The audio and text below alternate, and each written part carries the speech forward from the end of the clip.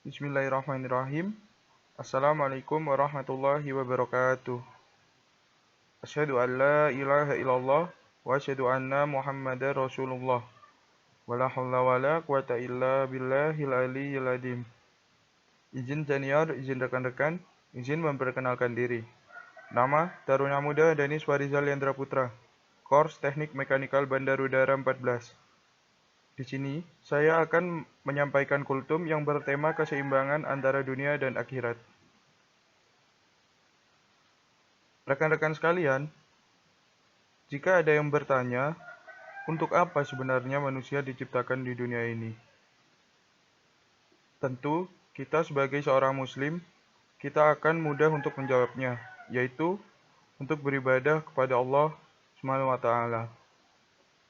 Demikian karena tujuan penciptaan memang telah jelas dititahkan oleh Allah SWT dalam firman-Nya surat Az-Zariyat ayat 56, yang artinya, tiadalah aku ciptakan jin dan manusia kecuali untuk beribadah. Ayat ini berlaku umum menjelaskan bahwa tugas pokok kita sebagai manusia pada dasarnya adalah untuk beribadah semata. Namun demikian, apakah yang dimaksud dengan ibadah di sini? Hanya seperti yang kita bayangkan, yaitu melaksanakan rukun Islam semata? Atau hanya berdiam di masjid, berzikir kepada Allah, tanpa melakukan kegiatan apapun? Tentu tidak, rekan-rekan semuanya. Ketentuan bahwa satu-satunya tugas kita sebagai makhluk ciptaan Allah adalah untuk beribadah memang tidak dapat didustakan. Namun kenyataan bahwa kita hidup di dunia juga tidak dapat dikesampingkan.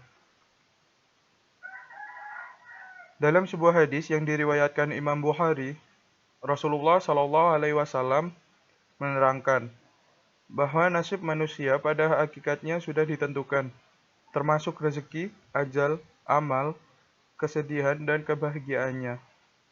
Manusia memang diciptakan dengan berbagai macam watak dan karakter. Berdasarkan tingkat kesadarannya, aktivitas yang dilakukan tentu juga akan berbeda-beda. Seseorang dengan kesadaran bahwa kehidupan di dunia hanya sementara akan bisa menyeimbangkan kebutuhan duniawi dan akhiratnya. Sementara seseorang dengan tingkat kesadaran tidak berimbang akan lebih condong memprioritaskan salah satu dari keduanya. Jika kita sebagai manusia terlalu memperhatikan dunia hingga melupakan akhirat, tentu juga tidak baik. Manusia memang diciptakan dengan akal dan dihiasi dengan keinginan atau syahwat pada keindahan-keindahan duniawi.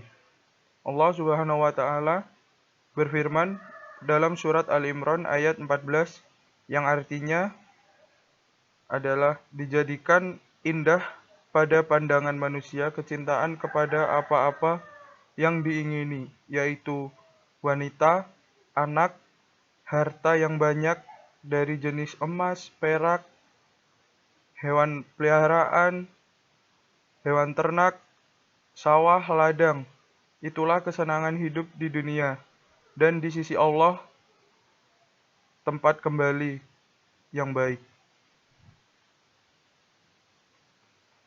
Dalam ayat tersebut, Allah menjelaskan bahwa wanita, anak, harta, kendaraan, termasuk sawah ladang adalah keindahan dunia yang wajar jika manusia condong kepadanya. Kecintaan terhadap beberapa hal tersebut pada dasarnya adalah sah, karena fitrah manusia memang diciptakan demikian. Namun kemudian menjadi tidak wajar jika kecintaan yang timbul menjadi berlebihan, apalagi menjadikan kesemuanya itu hanya sebagai tujuan hidup tanpa memperhatikan urusan akhirat. Islam menganjurkan keseimbangan dalam menyikapi kehidupan dunia dan akhirat. Tidak berlebihan pada dunia, sebaliknya juga tidak berlebihan pada akhirat.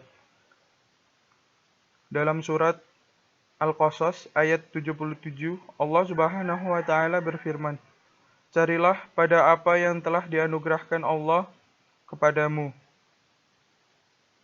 dan janganlah kamu melupakan bahagiamu dari baik kepadamu, dan janganlah kamu berbuat kerusakan di muka bumi. Sesungguhnya Allah tidak menyukai orang-orang yang berbuat kerusakan. Ayat ini menjelaskan kepada kita bahwa akhirat memang telah disediakan sebagai tempat kembali.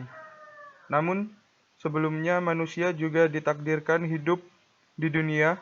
Dengan begitu, sebagaimana akhirat harus dipersiapkan, dunia juga harus dijadikan tempat untuk mempersiapkan hidup di akhirat kelak.